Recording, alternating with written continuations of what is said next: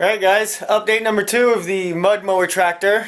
I think this week we're going to attempt to rig up the shift linkage for the Peerless 700 transmission. So here's where we're at right now. I've got the 3-speed Peerless gearbox mounted in place, and the old shifter plate has been modified to be basically flat. This is a Peerless 756 3-speed, for those of you wondering. As you can see, it's mounted in place. All the bolts, all the bolts, 6 of them, are bolting it in to the angle steel. And yes, the pulley still lines up with the clutch pulley up there. But right now, we're going to concentrate on figuring out a way to make this thing shift. So what we've got so far is this old raised lower deck support thingy from an old rear engine rider. Actually the same rear engine rider that the Peerless gearbox came from, so they'll be friends with each other. And we're going to rig this up with some linkages that I got from Paul's MTD. And basically it's going to be third gears all the way forward, reverse is going to be all the way backwards. I'm going to have to punch a hole through here somewhere and then hook up another piece of linkage up to this shift mechanism here somewhere. But before we start on that, I got a box of new parts, and I think it's some stuff you guys might be interested in. So let's check it out. Alright, so there's a mix of racing lawnmower parts and mudding tractor parts in this box. But before I get started, I want to say to you guys, I order a lot of my parts from bmicarts.com. If you guys order from them, do yourself a favor and get one of these paper catalogs. But this catalog is freaking awesome. I never would have found these springs for my Comet clutch if I didn't have that damn catalog. So, I mean, they have a lot of stuff that's on the website that's, you know, not in the catalog, and vice versa. There's a lot of stuff in this catalog that's not on the website. But you punch in the part numbers and the stuff is there. Also a part for the racing mower. This is a new throttle linkage setup, or throttle wire and hookup, because the one on there right now is pink.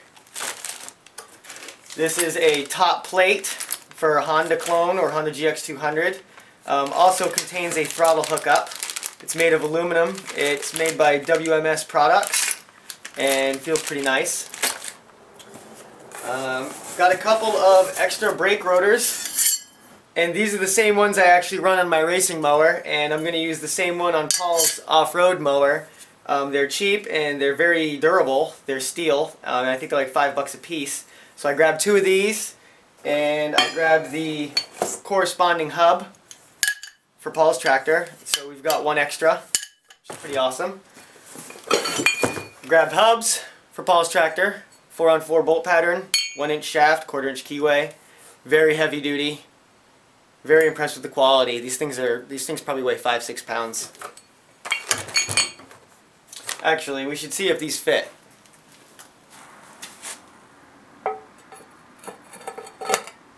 Oh, nice. I didn't think it was going to fit. Yep. Looks good. It's good. We like it when things work out. Also got brakes. This is the same brake system that I got from T-Man of T-Man's Go-karts for the racing mower. The only difference really being is that this one, the brake mechanism sticks out the top or the bottom as opposed to the left or right side. And that's only because I plan on mounting this thing like this, upright, so it hangs more or less. So I'll have to switch this to the other side, but that's not a big deal. I'm really impressed with this brake system, so I think it'll work really well for Paul's tractor. Also got 36-inch by 1-inch axle. Same axle that's on the racing mower. Going to put that on Paul's tractor as well. Steel. And now for the grand finale. The box within the box. It's an ARC adjustable billet aluminum flywheel. And it's CNC machined out of a single piece of aluminum. You can adjust it, I think, 10 degrees. You see the little adjustments right there.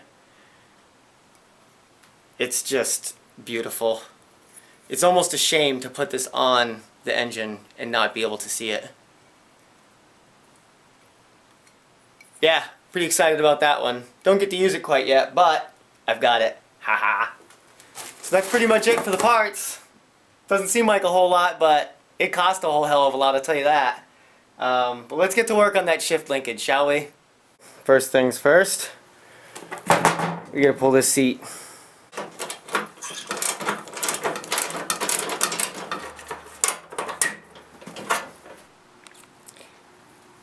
There, that's a lot better.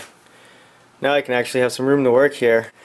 I think the way I'm going to do this is I found this piece of metal out of my large piece of metal pile, and I ground down the side of it here, you can see, and I drilled a hole through it so I can run a cotter pin through it.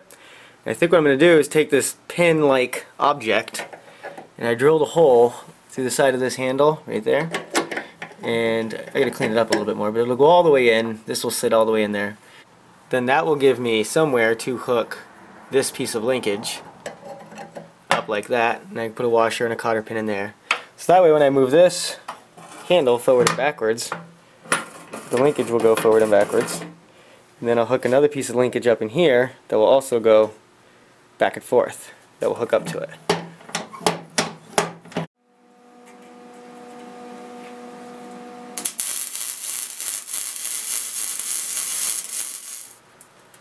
Okay, so we've got our little pin welded into place here on our shifter, and now I basically need to figure out where I'm going to punch my hole in this chassis here to pass my shift linkage through to meet up with my transmission on the other side. First thing to note that it's really important to have a little bit of play in this, because as this shifts back and forth, this linkage is going to move in and out as this goes across its radius, because the shifter shifts on a radius, so it won't ever stay totally even.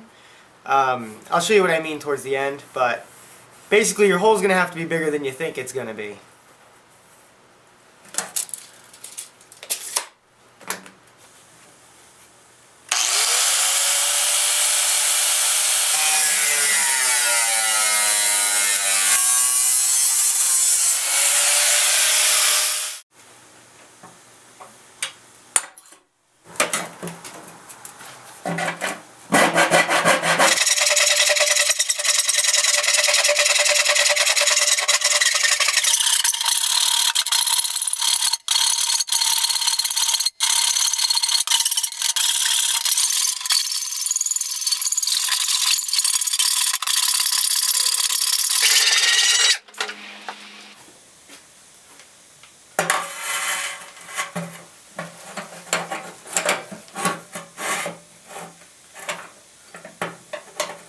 Nope.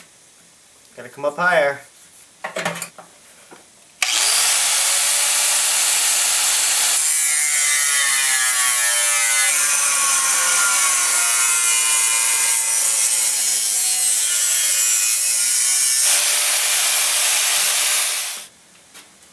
Well, we got a big hole now. I think that'll work. Now what we need to do is make the connection back here at the transmission. I think we're actually going to use a piece of flat steel here, and I'm going to drill a bigger hole in it, one that accommodates that end there, and it's already got a hole in it for a hitch pin. Mount it to here, and this whole thing will click around as it shifts. And you can see what I was talking about earlier, as this shifts it will move in like an arc. You can see the end of that rod there, which is why it's important to have ample clearance here as this shifter goes back and forth. And it's also important for this connection to not be 100% solid and perfect, because if this isn't allowed to move a little bit, then it's not going to shift, it's just going to bind. But let's finish up this shift linkage and see how it works.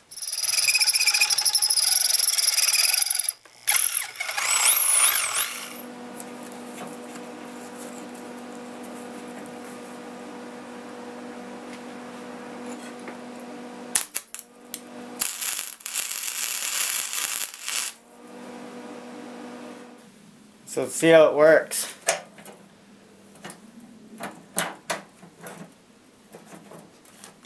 That should be reversed there.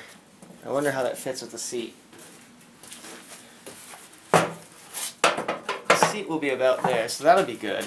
It's not too close. Neutral. First, second, third. I might have to grind down this little piece on the transmission, because this looks like it comes pretty close to it, but works pretty good. Time to weld her up solid.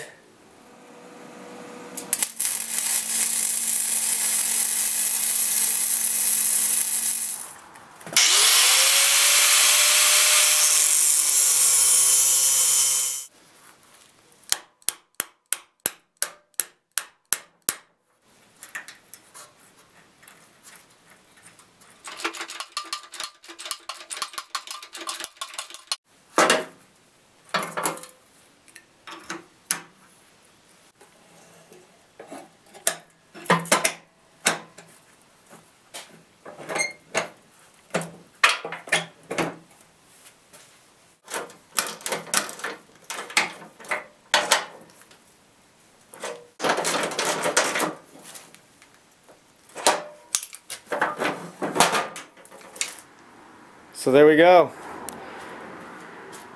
Whole shift linkage shifter.